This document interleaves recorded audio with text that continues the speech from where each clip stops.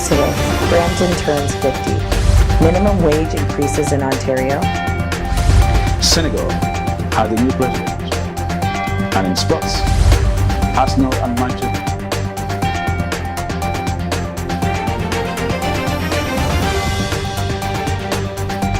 A rare solar eclipse darkens the skies this April 8th. Brampton Rising Star Talent Hunt Show coming up this summer.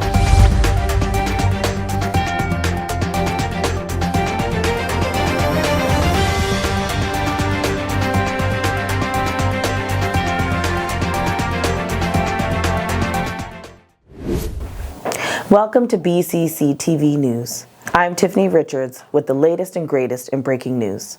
Here are the highlights. Canada Post labor dispute comes to an end.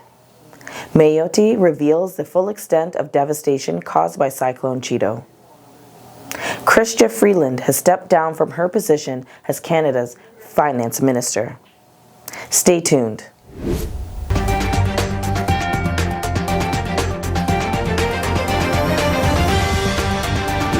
The recent developments in the Canada Post labor dispute have led to a significant turn of events. Following a month-long work stoppage, employees are set to resume duties on Tuesday, December 17th, after the Labour Minister's intervention. This move comes as a relief to many, especially during the busy holiday season, ensuring that mail and parcel delivery will recommence. The agreement includes a retroactive wage increase and an extension of current contracts, providing a window for continued negotiations. This resolution is a welcome development for businesses and consumers alike who had been facing delivery challenges.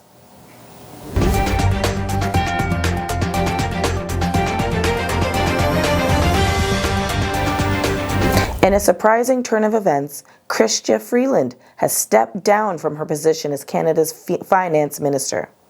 Her resignation comes at a critical time, just as she was scheduled to present the fall economic statement. Citing a growing rift with Prime Minister Justin Trudeau, Freeland expressed that their differences in handling the nation's future, especially in light of the challenges posed by the incoming Trump administration, left her no choice but to resign. Despite her departure from the cabinet, Freeland remains dedicated to her political career and intends to seek re-election for her parliamentary seat. In a concerning trend, vehicle-related incidents involving pedestrians are on the rise in Toronto. The recent event in the Weston neighborhood where a child was struck by a vehicle highlights the ongoing issue. The child was promptly taken to a trauma center with serious injuries, fortunately non-life-threatening. Following the incident, the area was temporarily closed for investigation but has since reopened. This incident serves as a stark reminder for the importance of road safety and vigilance to prevent such unfortunate events.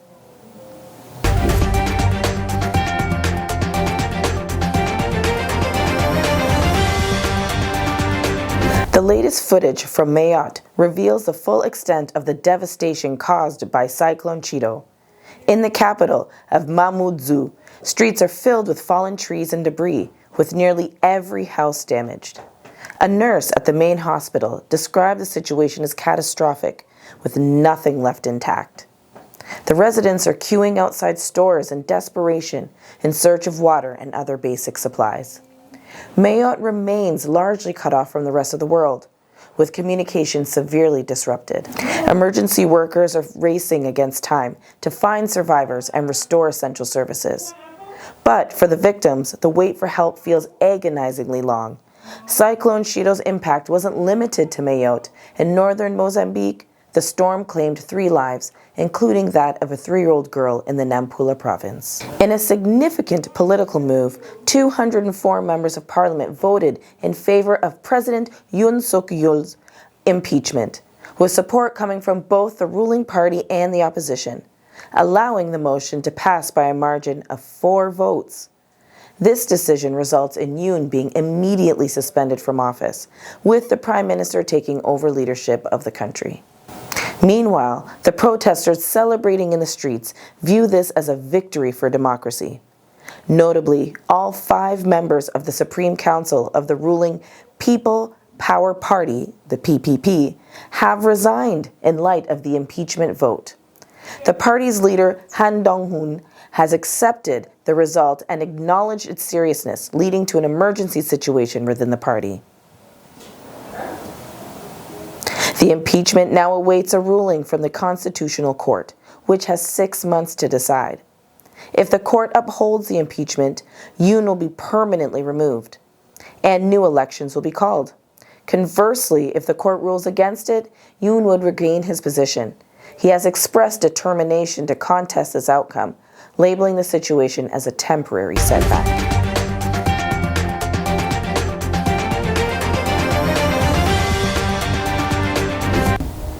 In a significant development, the Nigerian government has approved a new minimum wage of 70,000 naira, marking a substantial increase from the previous 30,000 naira. Many of Nigeria's governors have already implemented the increase. This decision comes after extensive negotiation and strikes by labor unions, highlighting the economic pressures faced by workers amid rising inflation.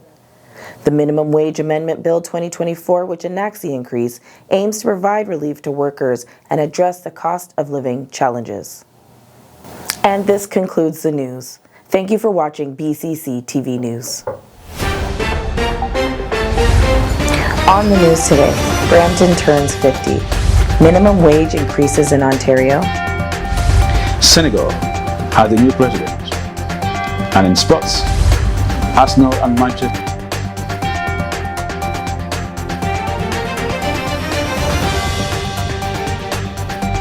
A rare solar eclipse darkens the skies this April 8th. Brampton Rising Star Talent Hunt Show coming up this summer.